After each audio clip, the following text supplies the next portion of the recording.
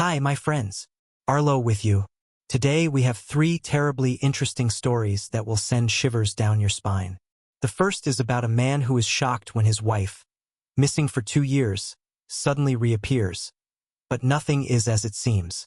The second is a mysterious warning about responding to texts about buying rugs, a mistake you won't want to make. And the third is the chilling tale of a man discovering his wife's obituary online, while she's sitting right next to him. So, make some tea or coffee, cook some food, don't forget to subscribe, like, and comment. I would be very pleased. So, let's go. Story number 1. My wife went missing 2 years ago. Now she's back, and she swears she never left. When Olivia vanished, my world unraveled. I came home that day to silence. Her car sat in the driveway. Her phone rested on the kitchen counter. Her coat hung neatly by the door. It was as if she had stepped out for a moment, but she never returned. For the next 2 years, I lived in desperation. I pleaded on local news. I plastered her face on missing person posters and handed them out at grocery stores, praying for someone to recognize her.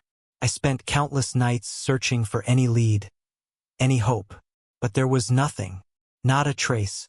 Then last night I walked through the door, and she was there, sitting at the kitchen table, as if the past 2 years had never happened. I froze in the doorway, my keys slipping from my hand and clattering to the floor.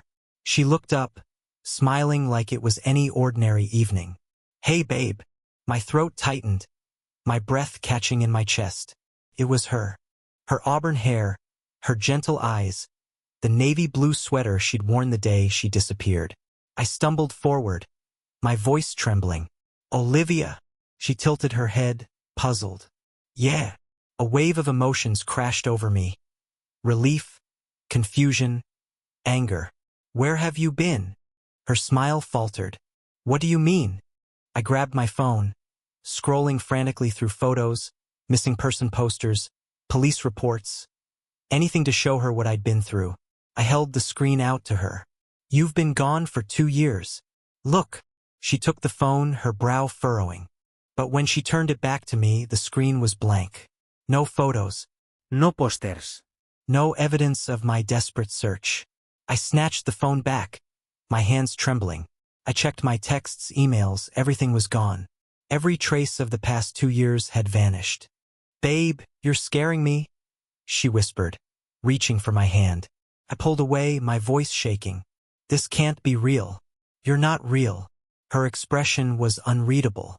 Then, softly, she asked, "Did you stop taking your medication again?" That night I couldn't sleep. She climbed into bed beside me, her arm draping over my chest like it always had. She smelled the same, felt the same, but she wasn't supposed to be here. I lay awake, staring at the ceiling, my mind racing. When morning came, I told her we needed to go to the police. She sighed but agreed, humoring me. At the station, we sat in silence. My fists were clenched, my heart pounding. Olivia looked calm, scrolling through her phone. When the officer called us in, I stood. She didn't. "Aren't you coming?" I asked. She blinked up at me. "Why would I?" I stared at her, disbelief washing over me. "Because you were missing, Olivia." She exhaled, turning to the officer. "He's been struggling," she said softly, "ever since my accident." My stomach twisted. "What accident?" The officer frowned, concern in his eyes. "Sir, are you feeling okay?" I turned to him, desperation in my voice. "This is my wife. She disappeared 2 years ago." But he shook his head, cutting me off. "She was never missing." He tapped his computer screen, then rotated it toward me. It displayed a hospital discharge report.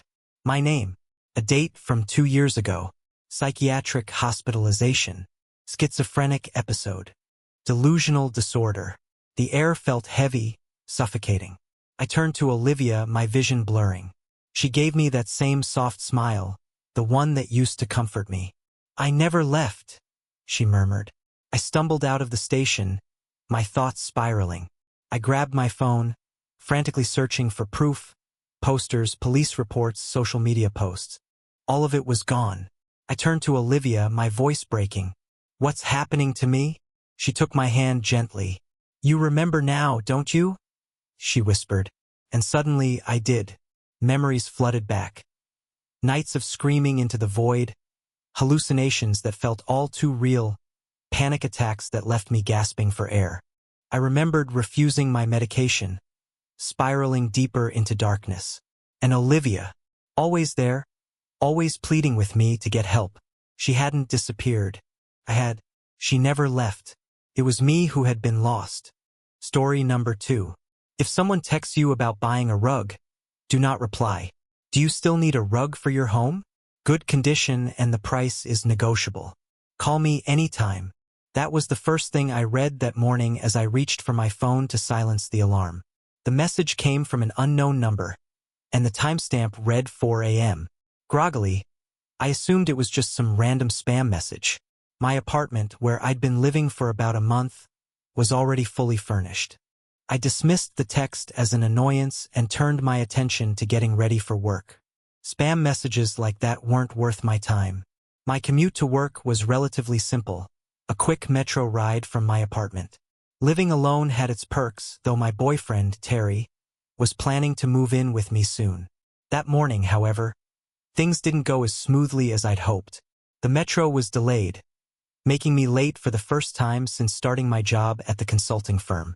When I finally arrived at the office, my supervisor was waiting for me in the reception area. That was never a good sign. She rarely spoke to me directly unless it was important. "Good morning, Monica," she began, her tone curt but professional. "Just a heads up, the meeting we discussed has been moved to 11 a.m. I'll need your report ready by then." My stomach sank. "Of course. The report is nearly finished. I'll have it on your desk by 11, I replied, trying to maintain a calm demeanor. "Excellent. See you then," she said before walking off. In truth, the report was far from ready, and I knew I couldn't afford any distractions. I headed straight to my cubicle to get started. Waiting for me on my monitor was a bright pink post-it note that read, "I still need your answer for tonight, smiley face. Damn it," I muttered under my breath. My friend Katie had asked me to host a double date at my place, and I'd completely forgotten to confirm. Terry'd been working a night shift and only got back to me about it that morning. Katie must have left the note before I arrived. I quickly texted her to confirm that we'd be there, then switched my phone to airplane mode so I could focus. It was a race against the clock, but I managed to finish the report just in time. By the time the meeting wrapped up, lunch had already started. I made my way to the cafeteria, spotting Katie at a table. "Hey," I said, dropping into the chair across from her. "Hey, stranger," she quipped, giving me a smug look. "Still too busy to answer your phone?" "Sorry about that," I replied. "It's been a chaotic morning. The metro was late, and no one told me about a rescheduled meeting until I got here." "Yikes. Sounds rough," she said, her tone softening. "So, are you and Terry coming tonight?" "We are. Didn't you get my text?" I asked, confused. She shook her head. "What text?" "I didn't get anything from you." Frowning, I pulled out my phone. It was still in airplane mode.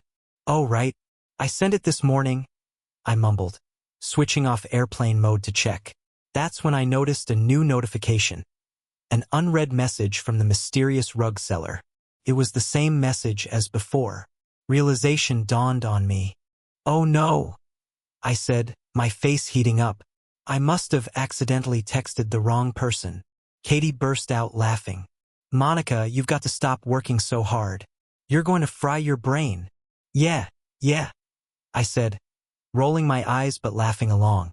I quickly replied to the rug seller, explaining the mix-up and firmly stating I wasn't interested before blocking the number. "Don't worry," Katie said, still chuckling. "Drinks are on me tonight. Just don't throw up on my carpet this time," I teased, grinning. "I still haven't forgotten the last party." "We'll be fine," she said, waving me off. "Alex will keep me in line, I think." The rest of the day didn't get any easier. With the rescheduled meeting and a backlog of work, I barely had time to catch my breath. Little did I know, though, that the rug text was only the beginning of my troubles. Terry planned to meet me at home before dinner to help get the place ready. After taking a shower and changing into fresh clothes, I passed the time scrolling through social media on my phone, waiting for him to arrive. While browsing, I noticed another unread message. It was yet another text about a rug, identical to the previous ones but sent from a different number. My patience was wearing thin. Frustrated, I blocked the sender without replying. Terry arrived shortly after carrying a cake. I greeted him with a kiss, and we got to work tidying up the apartment. As we cleaned, we chatted about our workdays. Then my phone buzzed again. Expecting a message from Katie, I picked it up. "For fuck's sake," I exclaimed, slamming my hand on the table. It was another spam message about the rug. "What's wrong, honey?" Terry asked, concern flickering across his face. "Sorry, it's just been a long day," I sighed. My number must have ended up on some spam list. I've been getting texts about this stupid rug all day. It's so annoying. "Have you blocked them?" he asked. "Yes, twice. These jerks don't seem to get the message. Maybe I should call the police? For spam texts? Don't waste your energy. Maybe you should just call them and tell them to stop," he suggested. "Are you serious?" "Yeah. My sister used to work at a call center. She said their contracts often required them to keep trying until they got an explicit refusal. I was too tired to argue and just wanted it over with." "Fine, but you do it," I said, handing him my phone. "I've had enough for one day." Terry dialed the number. After a few rings, the call connected. "Hello?" he said. What followed was complete silence, except for faint breathing on the other end. "Listen, I'm not interested in any rug. Stop texting this number," Terry said firmly. More silence. "Hello? Are you there? Just stop bothering me." After 10 seconds of nothing, the caller hung up. "It's probably some automated system or something," Terry said, trying to reassure me as I grabbed the tablecloth. "You're probably right. Hopefully they got the message," I replied, feeling a bit calmer. I just wanted to focus on the evening ahead. About 20 minutes later, the doorbell rang. Katie and her boyfriend, Alex, had arrived. Katie handed me a bottle of wine as Alex followed with pizzas. We set the food on the table and were just about to dig in when the doorbell rang again. I looked at Katie, puzzled. "Did you invite someone else?" "No," she said, equally confused. "I thought it was just the four of us tonight." Alex, who was sitting closest to the door, got up to answer it. When he returned, he was holding a sealed cardboard box. "I think this is for you, Monica. Someone must have left it here." I frowned as I got up to inspect it. I wasn't expecting any packages. They must have the wrong address. "But it's your apartment number," Alex pointed out, setting the box on the floor. It was plain and unmarked aside from my correct address. "I'm sure I didn't order anything recently," I said, trying to make sense of it. "Besides, it's kind of late for deliveries. It wasn't near my birthday, and Christmas was still more than a month away." Terry wasn't the type to surprise me with random gifts either. Katie patted me on the back. "Well, maybe you have a secret Santa, though it's a bit early for that. Let's see what's inside." As I opened the box, my heart skipped a beat. Inside was a cheap-looking blue rug with a red outline. It was rolled up tightly, and its presence felt sinister. "What the fuck? This can't be real," I muttered, stepping back. I turned to Terry, needing confirmation that I wasn't imagining things. His expression mirrored my own disbelief. "It's just a rug? What's the big deal?" Katie asked, clearly baffled by my reaction. Terry quickly explained the situation while I couldn't take my eyes off the package. "Maybe it's just a mix-up," Katie offered hesitantly. "The automated system might have accidentally sent it to you." Before we could dwell on it further, the doorbell rang again. Katie still looked puzzled. Maybe they realized the mistake and came to take it back? Terry went to answer the door. He opened it, glanced around, and returned moments later. "There's nobody there. Are kids pulling pranks in this building?" "I don't know," I admitted, feeling uneasy. "Let's just get back to the pizzas." We were about to sit down when a series of knocks echoed through the apartment. They weren't coming from the door. Everyone froze. The sound had come from the balcony. Terry spoke first, his voice low and tense. "This is from the balcony. But we're on the 3rd floor." The balcony was out of sight from the living room, accessible only through my bedroom. My chest tightened as dread crept in. "I'm calling the police," I said, picking up my phone. This wasn't funny anymore. That's when I noticed another message on my screen. "Order accepted." It was from yet another unknown number. Trying to push the thought aside, I dialed 911. My fingers trembled as I waited. Then the doorbell rang again, this time in a relentless, frantic rhythm. We all stared at the door as the ringing continued. "What do you want from us?" "Fuck off," Terry shouted, his voice echoing in the silence. Meanwhile, the knocking on the balcony resumed. 911, what's your emergency?" The operator's voice was a small comfort. "Someone is trying to get into my apartment. We don't know who they are. Please, send help." "What's the address of the M?" The line went dead, and the apartment plunged into darkness.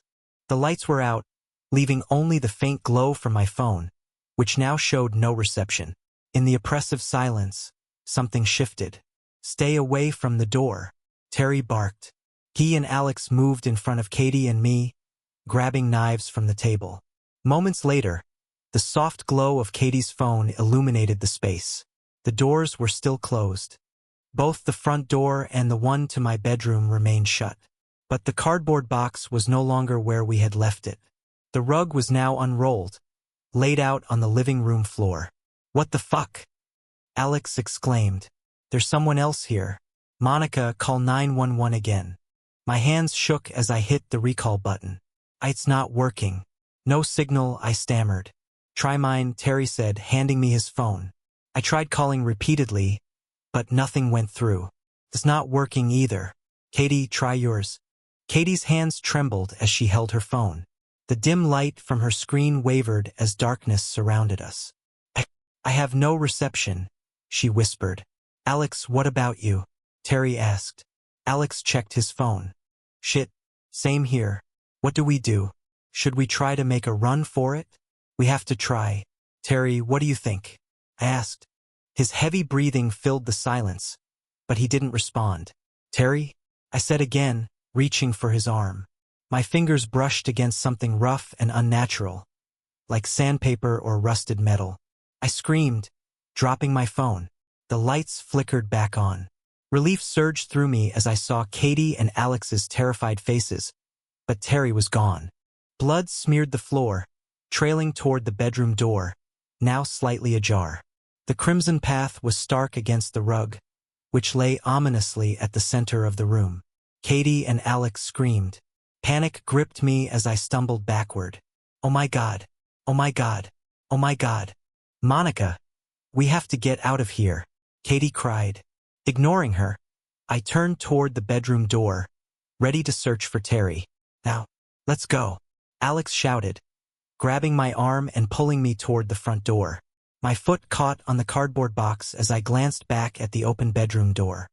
As I looked down, my breath caught in my throat and tears filled my eyes. Inside the box was a severed arm, drenched in blood.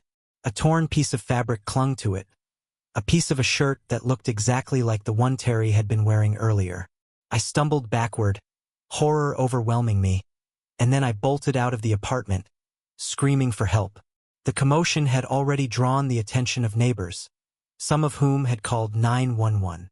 When the police arrived, they questioned us and thoroughly searched the entire building. Despite their efforts, they found nothing. By the time the ordeal was over, it was late at night. I couldn't bear the thought of returning to the apartment after what had happened. Katie offered to let me stay at her place, and I gratefully accepted. I was shattered. The weight of everything that had happened crushed me, and I couldn't stop crying. Katie and Alex stayed up with me, doing their best to comfort me, though I could see they were shaken too. Eventually, I told them to get some rest, wishing them a muted good night. It was no surprise that sleep eluded me. Every time I closed my eyes, I was thrust back into the darkness of earlier that night. The memories were relentless, clawing at my mind. Desperate for a distraction, I turned on the TV, but it was no use. I couldn't stop replaying the events in my head. I couldn't forget. I must not forget. So I began to write everything down, hoping that pouring my thoughts onto paper might bring some relief. At some point, exhaustion overcame me, and I drifted off into a fitful sleep. I hadn't been asleep for long when a notification sound jolted me awake. My phone was silent, so I looked around and noticed Katie had left hers on the couch. She must have forgotten to take it with her when she went to bed. I reached for it to move it aside, but then I froze. My heart pounded in my chest as my eyes caught sight of the message on her screen. Do you still need a rug for your home? Good condition and the price is negotiable. Call me anytime. Story number 3. I found my wife's obituary online, but she's sitting right next to me. I've always been glued to the internet, endlessly scrolling and searching. My curiosity knows no bounds. I've Googled everything from conspiracy theories to acquaintances, and even my own name. But last night, I decided to Google my wife's name for the first time. What I found has left me questioning everything. The first result was an obituary. I assumed it was someone else with the same name. After all, Emily is a common name, and our last name isn't exactly unique. Still, something compelled me to click the link. My heart plummeted as the page loaded. The photo staring back at me was unmistakably my wife. Blonde highlights, those deep, enigmatic eyes. It was her. Below the photo were dates. 1986 to 2012. According to this obituary, Emily had died at 26 years old. I met her when she was 27. I tried to rationalize it. Maybe this was some bizarre coincidence. Someone who looked like her, shared her name, and was born the same year. But as I read further, the coincidences piled up. The obituary mentioned her love for horses, her volunteer work at a soup kitchen, and her position as a biologist postdoc. Every detail matched. It was like the page was mocking me, daring me to deny the truth. Whatcha looking at? Emily's voice jolted me. She walked in from the kitchen, her footsteps soft on the carpet. I slammed the laptop shut, my heart hammering in my chest. Nothing, I stammered. Her eyebrows rose and I scrambled to add, I was, looking for birthday gifts for you. Her expression froze for a moment, and I thought I'd blown it. But then she smiled, the kind of warm smile that had always melted my defenses. That's so sweet, she said, settling in beside me on the couch. I tried to smile back, but the air felt suffocating. Her warmth, once comforting, now sent shivers down my spine. After a few tense moments, I mumbled an excuse about feeling unwell and hurried upstairs. As soon as I was alone, I reopened the obituary. There was no mistake. It was her face, her life. The more I searched, the worse it got. I found a Facebook memorial page filled with grief-stricken messages from names I didn't recognize. Her old university had even posted a condolence statement. Each piece of evidence chipped away at my denial. Then I found the news article. Emily hadn't just died. She'd been murdered. My breath hitched as I skimmed the article. Words jumped out at me. No signs of forced entry, partially dismembered, killer still at large. There was no photo accompanying the article, just a name. Emily's name. My Emily's name. I clung to the faint hope that it was someone else, but the dread gnawed at me. Then I heard it, the soft creak of the bedroom door. Emily stood in the doorway, her silhouette framed by the dark hallway. She didn't move, just stood there, staring. Emily. I stuttered, my voice barely above a whisper. She stepped inside, her voice cool and soft.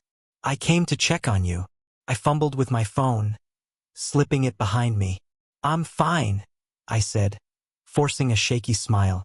Feeling a lot better now.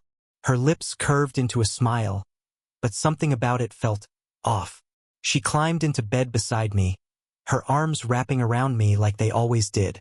I lay there, stiff and cold, as she whispered, I love you, baby. I love you too, I replied automatically, my voice hollow. Now, as she sleeps next to me, I'm typing this on my phone. I've spent hours replaying everything in my mind, trying to make sense of it. Is she some kind of imposter? Did she have a twin who died, and she took over her identity? Or is this something far darker? Could she be something inhuman wearing my wife's face? I don't know what to believe. Every theory feels more outlandish than the last. But one thing is crystal clear. The woman sleeping beside me isn't the real Emily. Oh, what a fascinating stories. Thanks for watching. Don't forget to subscribe, like, and comment if you liked it. See you soon.